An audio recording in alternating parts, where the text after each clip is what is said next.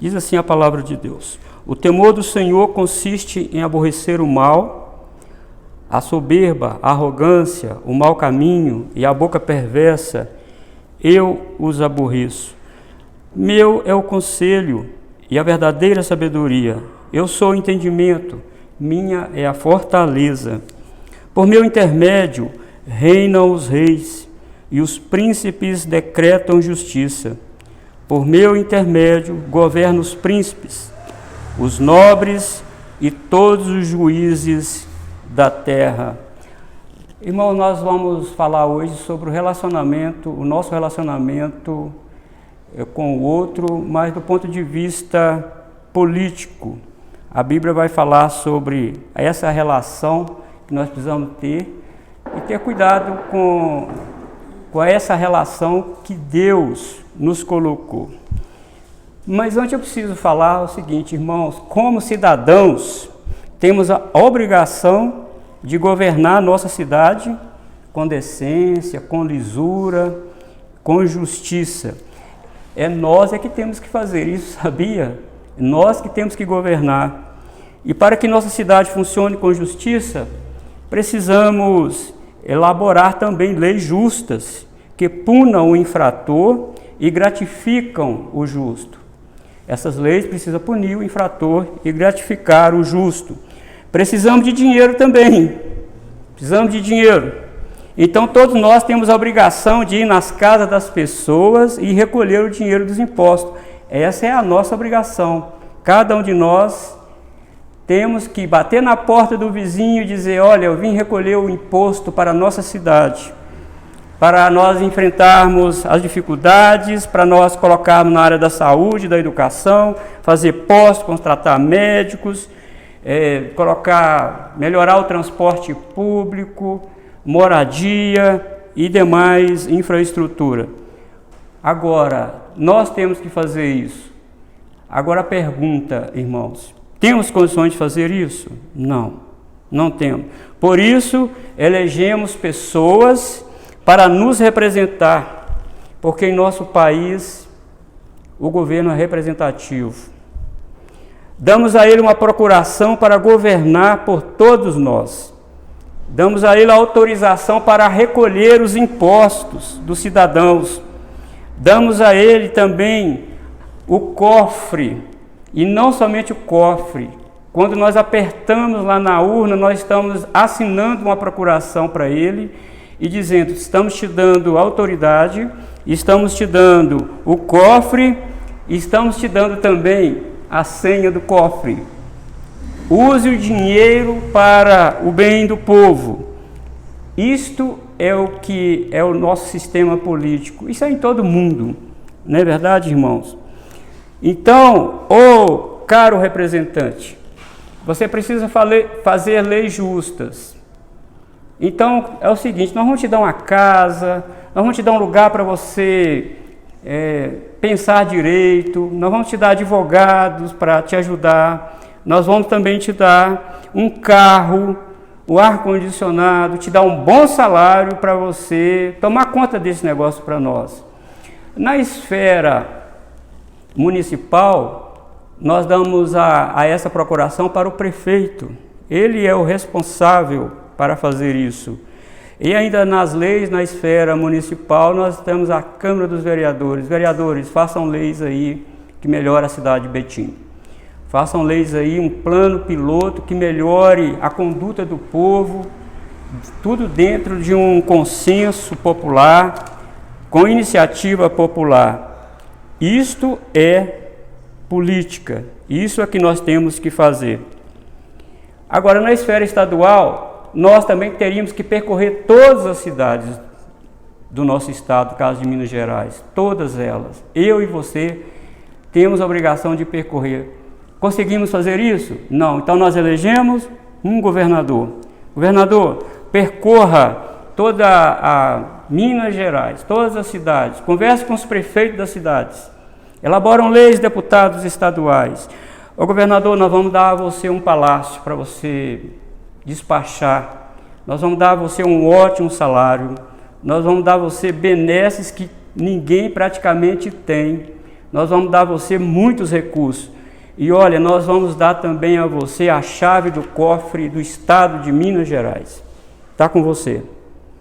Nós estamos fazendo isso, amados irmãos, quando nós votamos, quando nós vamos às urnas votar.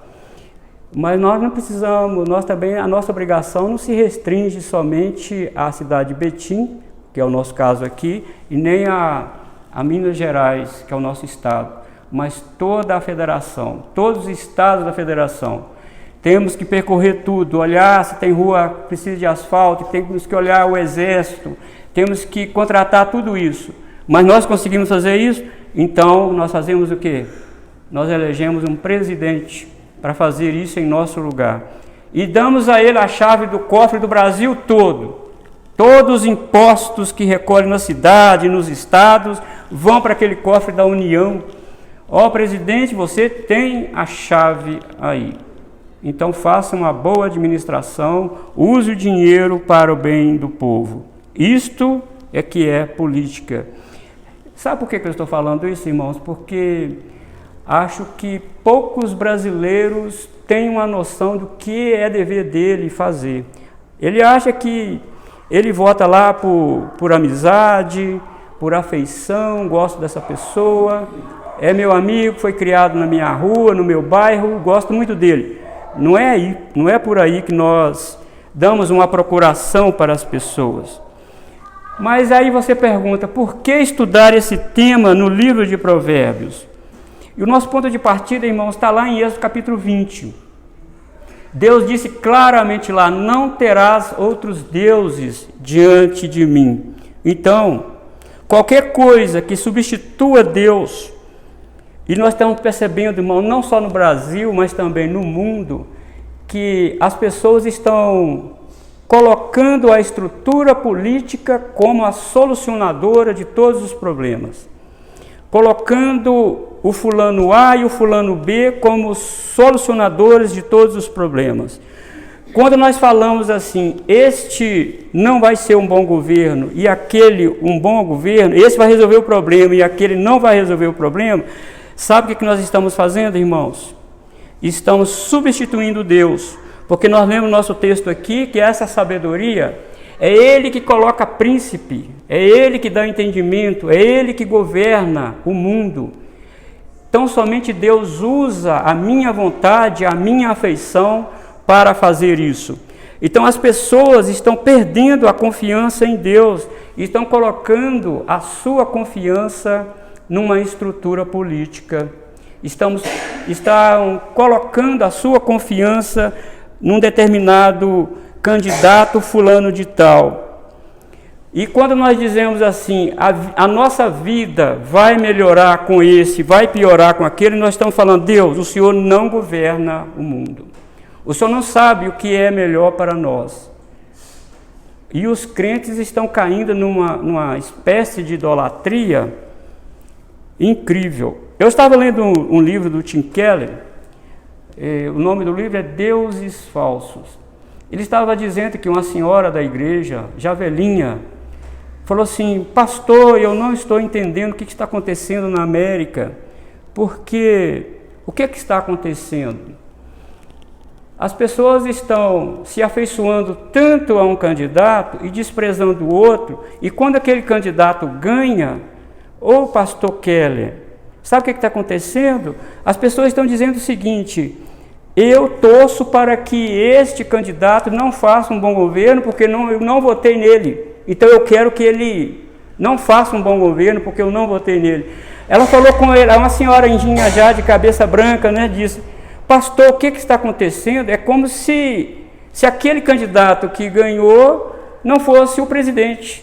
Parece que isso, irmãos, foi citado no livro do Tim Keller, Deuses Falsos, lá na América. E você acha que é só na América? Não. Quantas pessoas estão, da mesma forma, torcendo para que o governo tal não faça um bom governo? Isso além de ser idolatria, isso demonstra até mesmo insensatez. É uma insensatez, porque, olha, como que pode ser isso? Se eu sou brasileiro, eu quero que o candidato que ganhar Independente do candidato que vai ganhar as eleições esse ano e governar o ano que vem, eu vou orar por ele. Eu quero que ele faça um bom governo. Eu quero que ele melhore a vida, assim. É por isso que Deus colocou ele lá. Mas, irmãos, a idolatria é tão grande, a afeição é tão grande que nós não nos percebemos disso.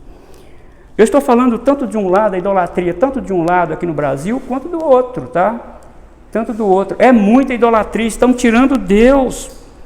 Estão tirando Deus do governo do mundo. E isso, irmão, não é bom para a igreja, isso não é bom para os crentes, que tem o Senhor Jesus como aquele que governa o mundo. É Ele que tira reis e coloca reis. Diz a palavra de Deus que Deus tem domínio sobre o reino dos homens. Parece, irmãos, que estamos esquecendo o que Deus fez com o arrogante Nabucodonosor da Babilônia. Vocês se lembram dele? Ele parece que ele estava batendo no peito e dizendo: não é esta a grande Babilônia que eu construí com meu poder? E se você dá uma olhada lá no capítulo 4 de Daniel, Deus manda o profeta falar com ele: olha, você está esquecendo, capítulo 4, versículo 17, você está esquecendo que o Altíssimo tem domínio sobre o reino dos homens. Diz lá, capítulo 4, versículo 17 de Daniel: esta sentença é por decreto dos vigilantes, e esta ordem por mandado dos santos, a fim de que conheça os viventes que o Altíssimo tem domínio sobre o reino dos homens. E outra coisa, e o dá a quem quer, e até ao mais humilde dos homens constitui sobre eles. Deus chegou para Nabucodonosor e disse: olha, eu vou dar um coração de animal para você. Você vai viver como animal durante 7 tempos, que a gente interpreta aqui como 7 anos. Você vai viver lá, até você reconhecer que o Altíssimo tem domínio sobre os homens. Fazendo um paralelo, irmãos, parece que as pessoas de tanta idolatria, de tanta arrogância, parece que está com coração de animal. Parece que não está entendendo que o Altíssimo tem domínio sobre o reino dos homens. Parece que a nossa visão está muito embotada. Parece que estamos com viseira, nós não estamos olhando o que Deus está fazendo. E quando o cristão, irmãos, fica brigando, ferindo um ao outro, diretamente ou não, pelas redes sociais, por causa desse ou daquele candidato, saiba, ele precisa saber que ele está escandalizando o Evangelho. Ele está escandalizando a obra de Deus. E até mesmo sem intenção da parte dele, ele está tirando Deus da vida dele, da vida e do governo do mundo. A gente precisa parar para pensar nisso. Há muitas farpas hoje em relação a candidatos, há muitas palavras que beiram a impropérios, a ofensas, e nos esquecemos que Deus está lá. Deus foi claro aqui. Ele tem domínio sobre o reino dos homens e o dá a quem quer. É Ele que dá. E ao mais humilde dos homens constitui sobre eles. Ele o dá a quem quer. Não adianta, irmãos, nós lutarmos contra esse ou aquele. Deixa eu te dizer alguma coisa para vocês aqui com base nesse texto. Com base nesse texto, nós podemos falar o seguinte, com muita segurança, irmãos, que Deus já decidiu o reino de todos os países. Quem vai governar os países o ano que vem? Os vereadores, Deus já decidiu. E Deus já decidiu quem vai ser o presidente do Brasil a partir de janeiro do ano que vem. Já está decidido por Deus. E o que eu e você possamos fazer? A não ser nos curvar diante dele e dizer: Senhor, Tu tens domínio sobre o reino dos homens e o dá a quem quer. Nada, irmão, nós não podemos fazer nada a não ser orar por este homem que Deus vai colocar lá, seja aquele, seja aquele outro. Precisamos nos curvar diante de Deus e dizer: Deus, o Senhor de fato tem domínio sobre o reino dos homens, e eu, como súdito do teu reino, eu reconheço a sua autoridade sobre o reino dos homens. Irmãos, nós precisamos entender que Provérbios foi escrito por Salomão, e ele estava escrevendo para os filhos dele. É um rei escrevendo para os seus filhos. Então a dobradiça que roda para lá e para cá é política. Meu filho, atenta para a sabedoria que eu vou te falar. Meu filho, cuidado com aquilo que você vai falar. E dentro desse tema maior, que ele está ensinando o seu filho, em outras palavras, como esse livro faz parte do cano das Escrituras Sagradas, é palavra do nosso Pai para nós, irmãos, Deus está nos dizendo, cuidado, porque ele coloca vários temas aqui no livro de Provérbios, girando na mesma dobradiça. Cuidado com o dinheiro, cuidado com o trabalho, olha a honestidade, balança enganosa, Deus aborrece balança enganosa, meu filho. Isso é um rei falando para um príncipe, que seria futuramente um rei. Você precisa ser justo, nunca pratique injustiça, cuidado com a preguiça, cuidado, seja diligente. Olha, meu filho, cuidado com o mau uso da fala, cuidado com o mau uso da fala. Fale com sabedoria. Cuidado com ações insensatas, cuidado com os vícios, olhos altivos e uma variedade de temas, irmãos, entrelaçados em Provérbios e em toda a Escritura. Cuidado, nós precisamos tomar cuidado com isso. Precisamos tomar. E se você virar a página aí, para capítulo 2, veja bem aí, capítulo 2, versículos 6 a 9. Capítulo 2, versículos 6 até o 9. Há duas palavras muito interessantes que é usado aqui em relação ao governante. Porque o Senhor dá a sabedoria e da sua boca vem a inteligência e o entendimento. Ele reserva a verdadeira sabedoria para os retos, é escudo para os que caminham na sinceridade. Guarda as veredas do juízo e conserva o caminho do seu santo. Então entenderás justiça, juízo e equidade, todas as boas veredas. Duas palavras aqui muito importantes para nós pensarmos, irmão. Justiça e equidade. E nós vamos olhar aqui mais na frente três itens pelo menos, o que é um governo justo, segundo a palavra de Deus. O que é um governo justo? Equidade. Equidade é ter o lado igual. Você lembra lá na matemática do triângulo equilátero? Os três lados dele são iguais. Né? Quem está lembrado da matemática aí do segundo grau? O triângulo equilátero, os três lados iguais. Um governo não pode ter um lado. Deus não tem um lado. Deus não torce para um lado e nem para o outro. O governo de Deus é justo. Ele é equilátero, ele tem a mesma atitude com um e também com o outro. E veja, irmãos, que essa justiça e equidade, isso não é nato em nós, não. Não é nato no governante, não. Ele precisa ser capacitado por Deus, para Deus comunicar isso para ele. E quanto mais esse governo aproximar de Deus, dê razão àquilo que a igreja do Senhor prega, quanto mais ele se aproximar dessa estrutura, essas duas colunas que Provérbios chama aqui justiça e equidade, quanto mais esse governo se aproximar disso, mais ele está se aproximando do caráter de Deus. E se ele aproximar disso, a nação toda será abençoada. Toda a nação será. Mas quando o governo debocha de Deus, debocha da igreja, quando um político debocha de todo mundo, da igreja de Cristo aqui na terra, ele está distanciando da justiça e da equidade. E é claro que ele não terá a bênção de Deus para governar. Embora pareça ser muito abençoado, pareça ser, mas depois verá que não. Amados irmãos, nós precisamos pensar nisso. Nós precisamos pensar porque ele precisa dessa capacitação divina. O vereador precisa. O prefeito precisa, o deputado estadual, o governador, os senadores, os juízes da nossa Suprema Corte precisam disso. Ajuizar com justiça e equidade.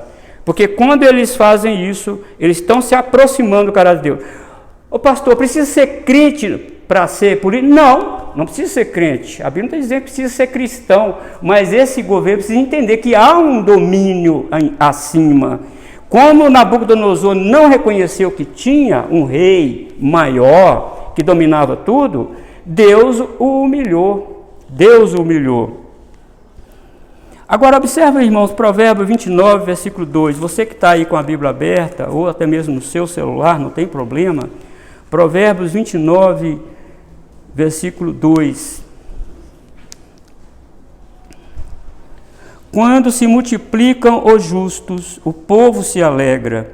Quando, porém, domina o perverso, o povo suspira. Mas como nós precisamos pensar nisso, né, irmãos? Precisa ser crente para ser presidente, para ser prefeito, para ser vereador? Não.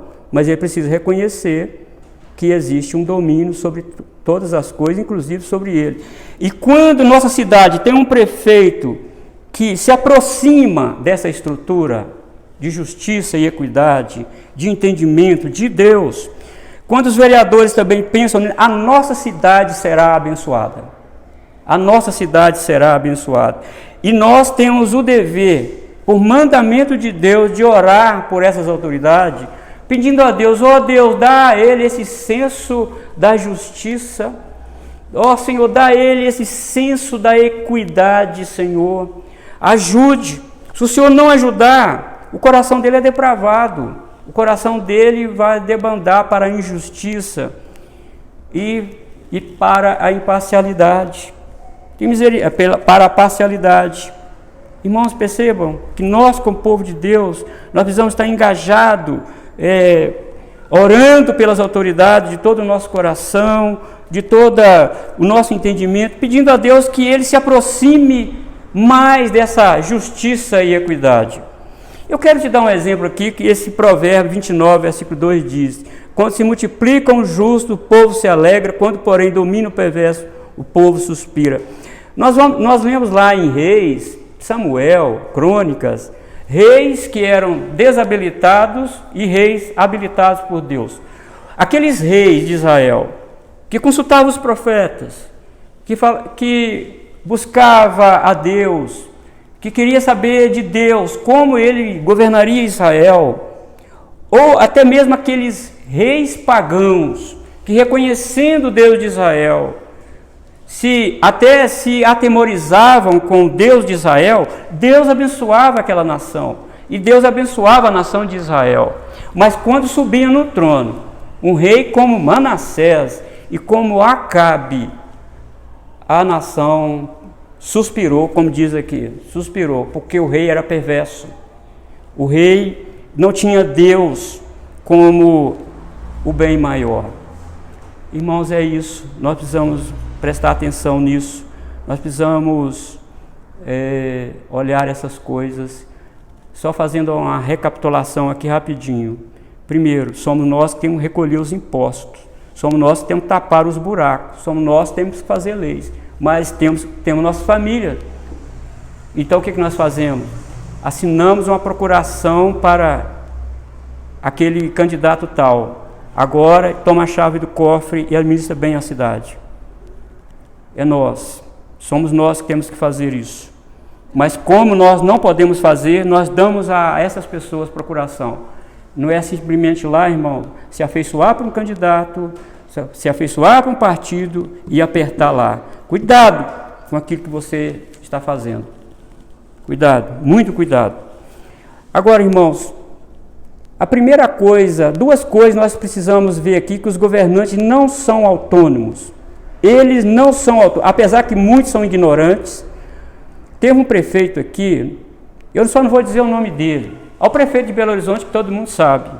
Ele falou o seguinte: olha, eu prefiro ir para o bar do que para a igreja. Ele se afastou dessa estrutura que Deus requer de um governante. Ele se afastou. Agora, se o cristão que ouviu isso e dá uma procuração para ele, está pecando contra Deus. Ele se afastou.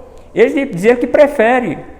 Para que eu vou fazer na igreja? Eu prefiro ir no bar. No bar é alegre, eu posso beber, eu posso dançar. Isso é debochar de Deus. E tem muitos outros aí debochando de Deus, debochando da igreja, debochando do povo de Deus. Ele não é autônomo, não. Deus deu a ele autoridade para governar. Deus é que colocou ele lá. Ele precisa reconhecer isso. Ele não pode governar para si mesmo. Não pode. Ele precisa entender que ele governa para o povo. Segundo, porque todos, sem exceção, estão debaixo do governo de Deus. Diz a Escritura que Deus é justo. E, por conseguinte, seu governo também sobre nós é justo. As Escrituras afirmam que Deus não tem o culpado como inocente e nem o inocente é culpado perante Deus. Isso é justiça de Deus. Você é culpado, então diante de Deus é culpado. É inocente, diante de Deus é inocente. Qualquer coisa, irmãos, que nós nos aliarmos fora disso, nós estamos contra o caráter de Deus e contra a justiça de Deus. Estamos contra. Deus não age com parcialidade, Ele não tem um lado de sua preferência. E somos filhos de Deus, devemos refletir o seu caráter também. Irmãos, temos que ter o DNA de Deus. Temos que ter esse DNA de Deus. Somos perfeitos? Jamais. Cometemos deslizes? Sim, senhor, sim, senhora. Cometemos deslizes. Mas nós não podemos continuar nessa baderna da imoralidade, da injustiça e falta de equilíbrio que está acontecendo em nosso país. Agora, irmãos, quais são as vantagens que uma nação tem quando sobe no poder um governo que se aproxima de uma estrutura que Deus quer? Quais são as vantagens? O que é de fato um governo justo, segundo as Escrituras? Um governo justo é aquele que aplica devidamente as leis. Quando o pobre é preso com provas, isso é justo. Quando o rico também é preso com provas, isso também é justo. Mas quando o rico é beneficiado por ter dinheiro para pagar muitos e bons advogados, isso é injusto. E ele fica solto, isso é injusto. E o povo sofre porque o povo não tem a bênção de Deus. Porque Deus não compactua com a injustiça, de forma alguma. O povo de Deus também não pode concordar com a injustiça, porque opõe-se frontalmente com o caráter de justiça de Deus e se torna cúmplice do mesmo pecado. Se você que está aí no capítulo 29, dá uma olhada aí no versículo 14. Na verdade, o versículo 24, melhor dizendo. Provérbios 29, versículo 24. O que tem parte com o ladrão aborrece a própria alma, ouve as maldições e nada denuncia. Olha, irmãos, isso é pactuar. Há uma injustiça. A justiça de Deus não foi aplicada ali através do governante. E eu não posso ter parte com o ladrão, diz a Escritura, para não trazer aborrecimento para a minha própria alma. Haverá sim, irmãos, aborrecimentos. E eu nem tenho ideia de quais são esses aborrecimentos. Eu não tenho ideia.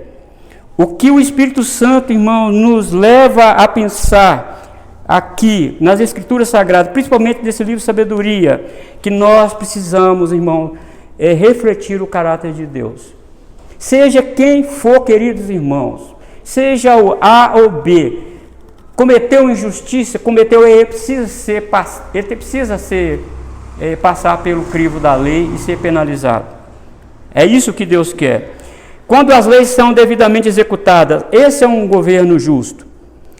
E em contrapartida, irmãos, promove segurança e paz. A chamada insegurança jurídica é uma tragédia para o povo. Quando líderes de facções criminosas ou qualquer outro criminoso são soltos por aí, saem na porta da frente do fórum e nem pagam pelos seus crimes, gera medo, insegurança e desespero no povo. Gera instabilidade. E a economia cai. O mercado financeiro fica tenso. Andamos nas ruas com medo, porque até mesmo eu já vi vários infratores da lei que a polícia pega, prende, coloca lá no carro e o repórter coloca o microfone para ele falar e fala assim: amanhã eu estou na rua. Isso gera instabilidade, isso gera medo. Quando o judiciário solta uma pessoa comprovadamente ali com provas e tudo, dando a ele o devido processo legal e solta, quando o judiciário faz isso, primeiro, ele está contra a estrutura da justiça de Deus e o povo e o país não será abençoado. E segundo, gera uma instabilidade nos empresários, gera uma instabilidade no povo, o povo anda com medo, porque o apóstolo Paulo diz que a igreja deve orar para as autoridades, para quê, irmãos? Para termos vida mansa e sossegada. Precisamos orar pelas autoridades. E quando tudo isso acontece, uma mensagem está sendo passada: o crime compensa. Pode cometer crime. Nós não podemos concordar com isso. Nós, como povo de Deus, não podemos concordar com isso. Mas quando o governo é justo, ele promove riquezas e bens. Todo empresário, irmão, quer ganhar dinheiro. Existe até um jargão no mundo empresarial que diz que empresário não tem coração. Ele tem CNPJ. Ele não tem coração. Ele quer lucro. Se não tiver lucro, ele manda embora. Ele quer ganhar dinheiro. Ele não quer perder. E quando as leis são cumpridas, os investidores sentem seguro para investir naquele país, gerando emprego e renda para o povo. O país que preza pelo cumprimento das leis atrai muitas riquezas. E a palavra de Deus diz que Deus abençoa esse país. Porque, irmãos, o dinheiro que antes iria para a corrupção agora serve para beneficiar o povo. Precisamos, irmãos, nesse primeiro estudo do livro de Provérbios, em relação ao nosso relacionamento com os governantes, com o governante maior que é Deus, nós vimos aqui que ele está lá em cima, é ele que tira esse e coloca aquele, eu gostando ou não, é ele que faz isso. E ele usa o meu pecado, às vezes, para colocar um que está fora da estrutura dele.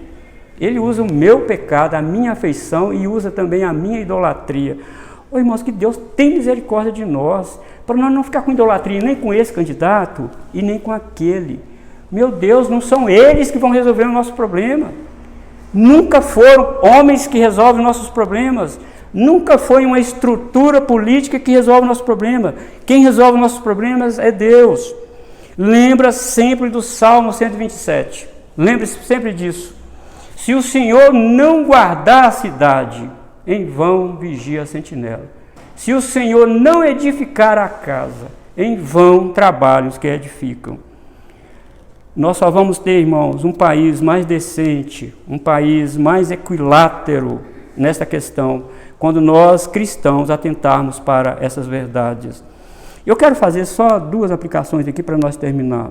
2 Timóteo, capítulo 2, versículo 12, diz que é na perseverança que reinamos com Cristo. É na perseverança que reinamos com Cristo.